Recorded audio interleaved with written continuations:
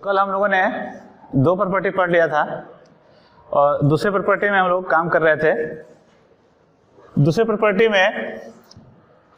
हम लोग क्लियर था, लेकिन एज ए फंक्शन उसको और स्टडी करना था और उनके ग्राफ के बारे में जानने थे। तो ग्राफ शुरू करेंगे। y equal to sine inverse of sine x। इसे ग्राफ हमको देखना है। x for x belonging to -π/2 to π/2, लेकिन दूसरे इंटरवल के लिए इसकी वैल्यू क्या होगी? तो दूसरे इंटरवल के लिए इसका वैल्यू जो होगा वो π - x होगा। ठीक है, π/2 टू 3π/2।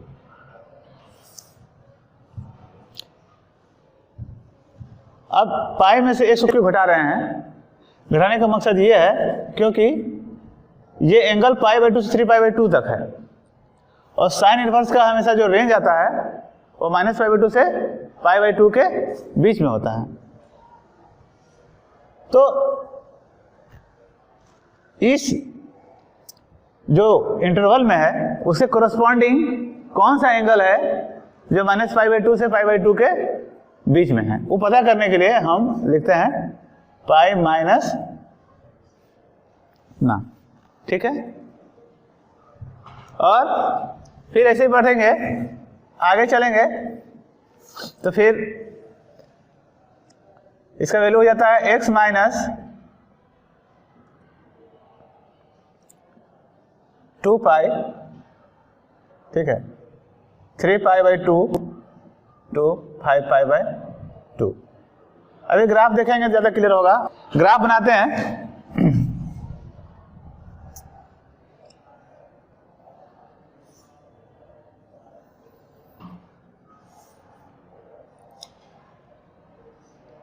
आप देख रहे हैं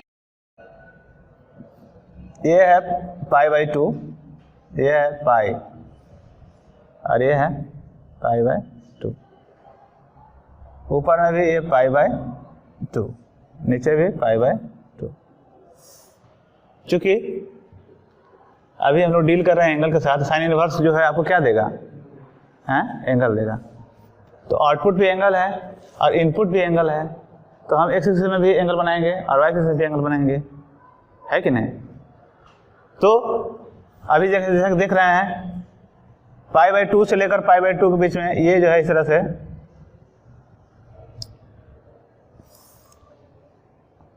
ठीक है आपको दिखाई देगा। उसके बाद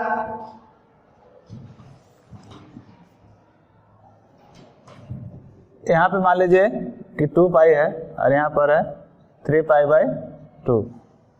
तो यहाँ से लेकर यहाँ तक जो ग्राफ है वो इस तरह से बनकर आएगा। आप देख सकते हैं इसका स्लोप कितना है? -1। और ये ऊपर में कहाँ पे जाएगा?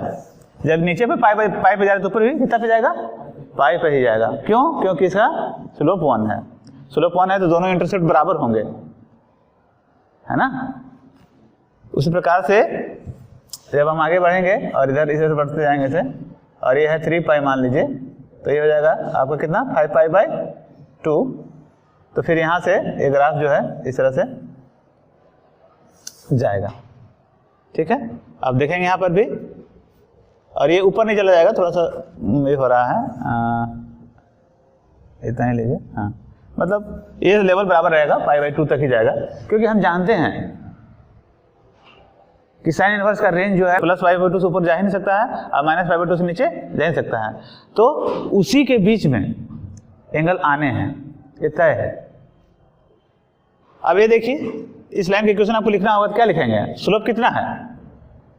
1 है। इंटरसेप्ट कितना है? y equal to mx plus c। याद है आप लोग को? याद नहीं है? ग्राफ कैसे बनाते हैं? y equal to mx plus c। तो हेयर m इक्वल टू 1। जब ऐसे ग्राफ बनता है, ठीक है, इधर से झुका रहता है तो स्लोप पॉजिटिव रहता है। और हम लोग सारा तो डील कर रहे हैं उसी के साथ, तो 1 है इसका। और उसका सी देखते रहते हैं कि सी कहाँ पे इंटरसेप्ट करेगा। जब इसको एक्सटेंड करो आगे तब कहाँ मिलेगा, जब यहाँ पे 2 पाई पे कट कर रहा है तो नीचे भी कहाँ कट करेगा, 2 पाई पर। तो मेन हम इसको देख कर लेते हैं, हम नीचे कटा कर देखते नहीं हैं कि हम उसको बनाएंगे डायग्राम फिर देखें कहाँ कट रहा है, ऐसा नहीं करते हैं, ठीक है। क्योंकि स्लोप एक ही है, तो जो वाई एक्सिस में इधर होगा उतना ही इधर होगा। बस नीचे होगा तो माइनस मिलेंगे, ऊपर होगा तो प्लस मिलेंगे। अभी फिर से सोचिए, मैं इस ग्राफ को और एक्सटेंड करता हूँ और ये मान लीजिए कितना हो जाएगा बच्चों, 7 पाई बाय 2 होगा ना। तो फिर यहाँ से ग्राफ ऐसे बनेगा और 7 पाई बाय 2 पर जाके रुक जाएगा, ठीक है। तो उसका ये इक्वेशन लिखना होगा, उसका हाँ इक्वेशन लिखना होगा तो क्या लिखोगे, उसका इक्वेशन क्या लिखोगे, is equal to 3 pi minus X, ठीक है, 3 pi minus X for interval -5 pi by 2 to 7 pi by 2, ठीक है। अब यही प्रक्रिया दोनों तरफ रिपीट होगा बच्चों, किधर भी दे एंगल नेगेटिव दे या पॉजिटिव दे, काम इसी ग्राफ से चलेगा। ये माइनस है ना, -3 पाई बाई 2, ठीक है। फिर यहां से ऐसे ये हो जाएगा -2 पाई। तो इस तरह से ग्राफ पूरा हम आगे तक एक्सटेंड कर सकते हैं, चाहे कोई भी वैल्यू दिया रहे, कोई भी एंगल दिया रहे, तो उसके लिए हम बना सकते हैं। अब आप इसको देख सकते हैं, ये जो है काफी सिमेट्रिक है साइन ग्राफ की तरह। साइन ग्राफ में क्या होता था, वो अपना कर्व जैसा नेचुरल कर्व है उस तरह से बनता जाता था। लेकिन यहाँ पर क्या है, यहाँ पर भी उसी प्रकार है, ऐसा लग रहा है जैसे ये जो है इस लोब का ट्रायंगल है, फिर अगला ऐसे बनता था, याद होगा 2 पाई पर, फिर 3 पाई पर, फिर ऐसे, है ना, साइन ग्राफ याद है ना आप लोगों को। तो उसी जैसा भी है। और यहाँ पर ध्यान रखना है कि इसका डोमेन जो है -π/2 से तो π/2 तक के बीच होता है, इसीलिए दोनों तरफ ग्राफ बनेगा, नीचे भी और ऊपर भी, ठीक है। इसको नोट करिए। अब नेक्स्ट ग्राफ देखेंगे, y equal to cos inverse of cos x। फिर इसका डोमेन के बारे में बात करेंगे, तो डोमेन जो होगा ऑल रियल नंबर होगा, और रेंज ऑफ द फंक्शन जो है, रेंज ऑफ द फंक्शन वो 0 से लेकर पाई तक होगा। ये ध्यान रखना है, यही इस का मेन चीज है, ठीक है। तो इसका ग्राफ बनाने की कोशिश करेंगे।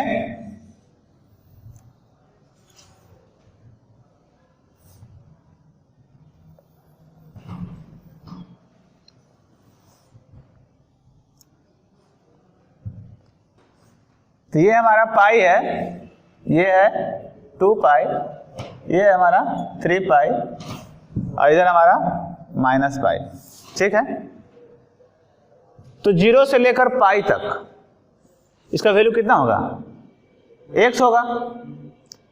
0 से लेकर पाई तक इसका वैल्यू कितना होगा, x होगा। कल तो पढ़े हैं प्रॉपर्टी कि 0 से पाई तक वैल्यू होगी तो cos inverse of cos is equal to x, ठीक है।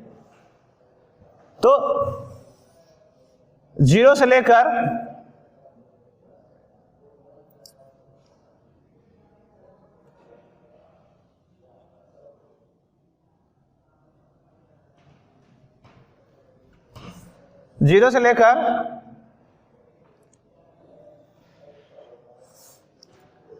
पाई तक एक लाइन बनेगा, ठीक है। y equal to X, Y equal to X graph से बनता है। पूरा नहीं बना रहे हैं, पूरा क्यों नहीं बना रहे हैं आप समझ रहे हैं, क्योंकि हम उसी पर्टिकुलर इंटरवल में काम कर रहे हैं। y equal to X graph तो पूरा यहाँ से लेकर ऊपर तक बनता है ऐसे, ठीक है, -∞ से ∞ तक, लेकिन उसकी जरूरत नहीं है। हम लोग एक्चुअली स्टडी कर रहे हैं 0 से लेकर पाई तक, ठीक है। फिर ग्राफ बहुत आसान है, सिंपल है। ये जो है अगले रेंज के लिए पाई से लेकर 2 पाई, पाई से लेकर 2 पाई के लिए, ठीक ना, ये हो जाएगा इस तरह से ग्राफ। तो जब इस लाइन का इक्वेशन आप लिखेंगे, इस लाइन का इक्वेशन क्या होगा बताइए? y equal to X. इस लाइन का इक्वेशन लिखना चाहेंगे, कोई बता सकता है इस लाइन का equation? y equal to 2 pi minus X, 2 pi minus X. ठीक है, अब 2 पाई से 3 पाई के बीच में करना हो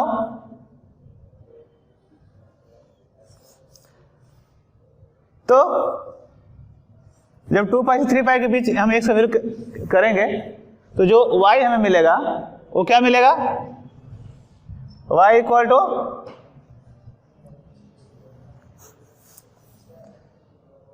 x minus 2 pi, x minus 2 pi, है कि नहीं? अब यही प्रक्रिया हम लोग करेंगे इधर के लिए भी। तीसरा ग्राफ हो जाएगा कितना? y equal to minus X. ठीक है, तो इसी ग्राफ से हम लोग किसी भी एंगल के लिए आराम से, किसी भी एंगल के इनपुट के लिए हम आराम से y का वैल्यू निकाल सकते हैं। और ये सब करने का पूरा मकसद ये है कि cos x का, cos इनवर्स x का जो डोमेन होता है 0 से पाई के बीच में होता है, तो हमें पॉजिटिव बनाना है। एनी हाउ सोचिए आप, 0 से माइनस पाई के बीच में सारा एंगल क्या होगा? नेगेटिव होगा। तो उसके पहले नेगेटिव लगाएंगे तभी तो पॉजिटिव बनेगा। ये ऑलरेडी पॉजिटिव है, इसमें कुछ करने की जरूरत है नहीं। यहां पर देखिए 2 पाई माइनस एक्स, सारा एंगल जो है वो 2 पाई से लेके पॉजिटिव तो है, लेकिन पाई से बड़ा है, उसे खींच के लाना पड़ेगा पीछे। तो 2 पाई में से एक्स घटा देते हैं तो कॉरस्पॉन्डिंग एंगल निकलता है। ठीक है, तो मैं ये डायरेक्ट बता रहा हूं आप लोग को। इसे करने के लिए आप चाहें तो हर एंगल के लिए आप काम कर सकते हैं कि कौन सा एंगल वहां पे आएगा। तो ऑब्जर्वेशन से ये सब देखा गया है कि 2 पाई यहां से यहां तक के बीच कोई भी एंगल पुट करेंगे और उसे इस एंगल के लिए यहां पे कॉरस्पॉन्डिंग एंगल निकालना होगा, तो 2 पाई माइनस एक्स करना होगा। फिर 2 पाई माइनस 3 पाई के बीच में कोई एंगल पुट कर रहे हैं और इस एंगल के लिए कॉरस्पॉन्डिंग एंगल यहां पता करना होगा, तो आपको x माइनस 2 पाई करना होगा। ठीक है, और थोड़ा थोड़ा कॉमन सेंस अगर लगाएंगे तो ऐसे भी समझ में आता है कि ये वाला लाइन और ये वाला लाइन देखो तो एक ही तरह है कि नहीं है? अंतर क्या है कि ये बन रहा है 0 पर, ये बन रहा है, ये जो है 2 पाई दूर है, यानी कि इसे हमको यहां लाना होगा तो 2 पाई घटाना पड़ेगा। थोड़ा सोचो मैं क्या कर रहा हूं। मैं ये कह रहा हूं ये लाइन 0 पर है और ये लाइन शुरुआत हो रही है 2 पाई पर। इस लाइन को अगर यहां लाना होगा तो हर वैल्यूज को 2 पाई से घटाना पड़ेगा। ठीक है, तो 2 पाई हटा देंगे, निकालते जाएंगे, तो जो बचेगा, तो मान लो कि यहां पर कोई एंगल रहा होगा। ठीक है, तो यहां में से 2 पाई घटा देंगे तो यहां पहुंच जाएंगे। ठीक है, यहां से अगर 2 पाई घटा देंगे तो यहां पहुंच जाएंगे। पहुंचेंगे कि नहीं? तो यही वजह है किस तरह के हम लोग ग्राफ क्रिएट करते हैं। ठीक है, अब बनता है, इसे नोट करिए। हो गया? अब देखिए इस ग्राफ को ऑब्जर्व करिए। ये ग्राफ जो है ये एक्स एक्सिस के ऊपर बना हुआ है। ध्यान दे रहे हैं आप लोग? एक्स एक्सिस के ऊपर बना हुआ है। बनने के पीछे कारण क्या है? क्योंकि हमारा आउटपुट जो है वो पॉजिटिव है, 0 से पाई के बीच में है। नेगेटिव कोई आउटपुट है ही नहीं, तो नीचे बना ही सकते हैं। नंबर 1। नंबर 2, यहां पर स्टूडेंट एक गलती करते हैं एग्जाम में, वो फिर से भूल जाते हैं कि हमें ऊपर ही बनाना है। और जल्दी में क्या करते हैं, ऐसे करके बनाने लगते हैं उसको भी। तो ये कन्वर्ट हो जाता है साइन के जैसा, और कुछ कुछ जबरदस्ती अपना नाम दे देते हैं। यहाँ पर इसे 2 पाई देते हैं, यहाँ पर 4 पाई कर देते हैं, ठीक है, यहाँ पर 6 पाई कर देते हैं। तो कुल मिला के ये ग्राफ और ग्राफ में उनको याद रहता है एनी हाउ कुछ न कुछ अपना कर लेते हैं, ठीक है, जैसे भी उनका लॉजिक काम कर रहा हो उस हिसाब से। तो ये 2 पाई यहाँ कर दिया, 4 पाई कर दिए, यहाँ पर 6 पाई कर दिए कुछ हिसाब से, ठीक ना। तो फिर क्या हो जाता है, वो गलत हो जाता है। यहाँ पर ऐसे मान लीजिए 4 पाई, यहाँ पर 6 पाई, इस तरीके से। तो ये गलत हो जाएगा फिर इस तरह से। सबसे पहले हमें बनाना है ऊपर, ये ऊपर, और पूरा इंटरवल में एक जैसा काम होगा, एक जैसा लाइन रहेगा, जहाँ पे पूरे इंटरवल में एक जैसा लाइन रहेगा। मतलब 0 से पाई के बीच एक ही लाइन है, ऐसा पाई से 2 पाई के बीच एक ही लाइन है, 2 पाई से 3 पाई के बीच एक ही लाइन है, ठीक है। और साइन और कॉस में एक बात और ध्यान देने की वाली है जो मैं समझना चाहूंगा आपको, कि वहां पर हर बार इंटरसेप्ट हर इंटरवल के लिए बदलता था। इंटरसेप्ट देखिए हर बार बदल रहा था, ध्यान दीजिएगा, ठीक है। एक बार पाई होगा, फिर 2 पाई होगा, फिर 3 पाई होगा, नेगेटिव पॉजिटिव कुछ भी होगा, आप देख लीजिए अपने हिसाब से, वो वहां पे हर बार बदल रहा है। लेकिन यहां पर ऐसा नहीं है, यहां पर एक इंटरसेप्ट 2 बार आ रहा है। जैसे यहाँ पर इन दोनों का इंटरसेप्ट 0 है, इन दोनों का इंटरसेप्ट 2 पाई है, भले ही पॉजिटिव में उसका निगेटिव में। आगे चलेंगे तो इंटरसेप्ट 2 लोगों का 4 पाई होगा, और आगे चलेंगे तो 2 लोगों का इंटरसेप्ट 6 पाई होगा। समझ में आ रहा है? तो ये इसका ग्राफ है। आगे और बढ़ेंगे। नेक्स्ट ग्राफ है y equal to tan inverse of tan x। तो डोमेन इसका होगा r minus 2n plus 1 pi by 2, ठीक है। और रेंज ऑफ द फंक्शन जो होगा वो क्या होगा बच्चे, minus pi by 2 to pi by 2, ठीक है, ओपन ब्रैकेट। तो फिर इससे ग्राफ बनाना है, तो करेंगे क्या इसका बताइए। y equal to tan inverse of tan x equal to x होगा। कब? Minus pi by 2 to pi by 2 के लिए। उसके बाद फिर क्या होगा,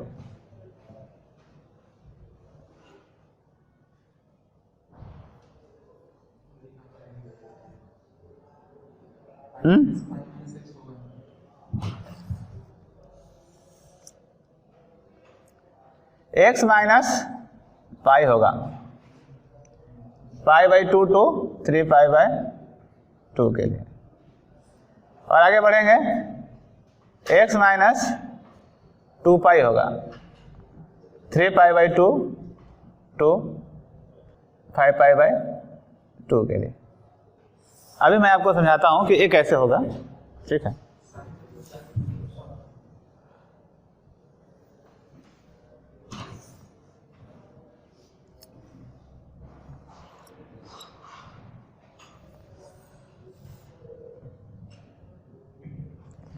और ये ब्रैकेट जो होंगे, सॉरी, सारे ब्रैकेट ओपन होंगे।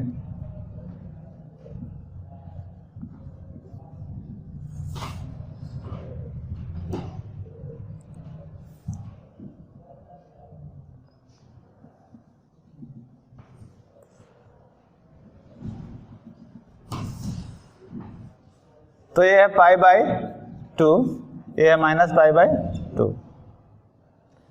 तो इस तरह से बनेगा ऐसे ग्राफ। ये जो है कितना, पाई बाई 2, लेकिन यहाँ पे खाली होगा, जानते हैं आप?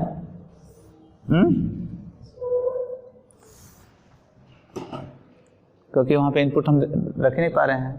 पाई बाई 2 रखेंगे तब तो पाई बाई 2 आउटपुट मिलेगा, ठीक।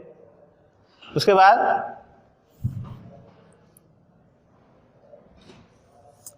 ये हमारा यहाँ पर मान लीजिए कि पाई है और ये है 3π/2। ठीक है, तो नेक्स्ट जो ग्राफ बनेगा वो यहाँ से 3π/2 पर और यहाँ पर ऐसे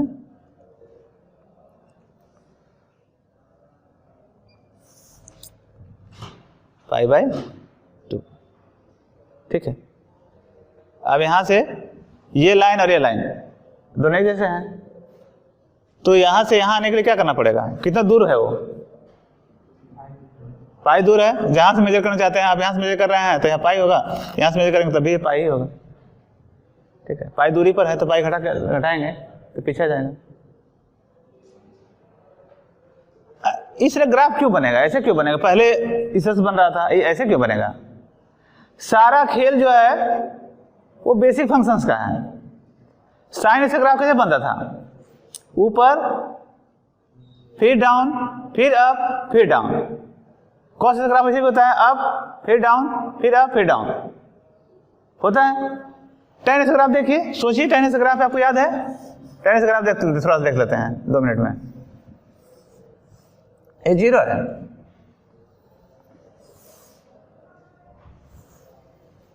अब यही चीज फिर दोबारा यहाँ रिपीट होता है, सेम टू सेम।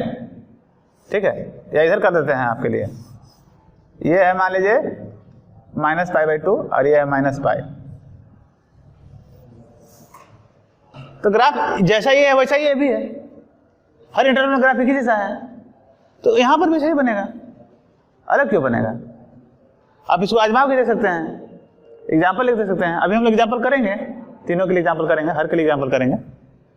इससे फायदा क्या होगा कि अब tan इनवर्स ऑफ tan, मान लीजिए यहां पर आपको दे दिया है 7,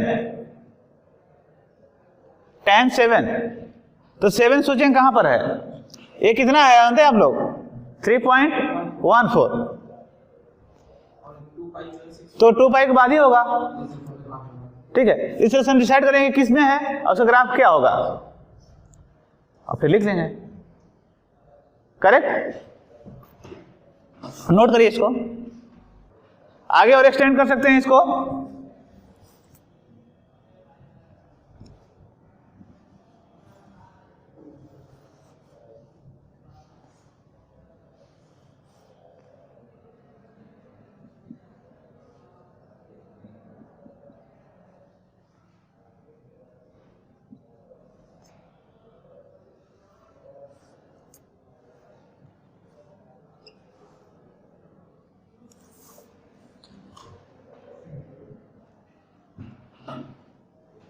फिर इसका ग्राफ देखिए, ऊपर भी बन रहा है और नीचे भी बन रहा है। एक्सिस के ऊपर भी है, एक्सिस के नीचे भी है। तो एक बार अगर डोमेन रेंज आपको क्लियर रहेगा तो ये सब बात हम जो बार आपको बताते हैं वो बताने की जरूरत है ही नहीं। लेकिन होता क्या है कि बच्चे अक्सर भूल जाते हैं। ठीक है, इसका मेन जो है वो डोमेन रेंज है, उसके अलावा और बाकी चीजें हैं। ठीक है, इस लाइन का इक्वेशन क्या होगा? y equal to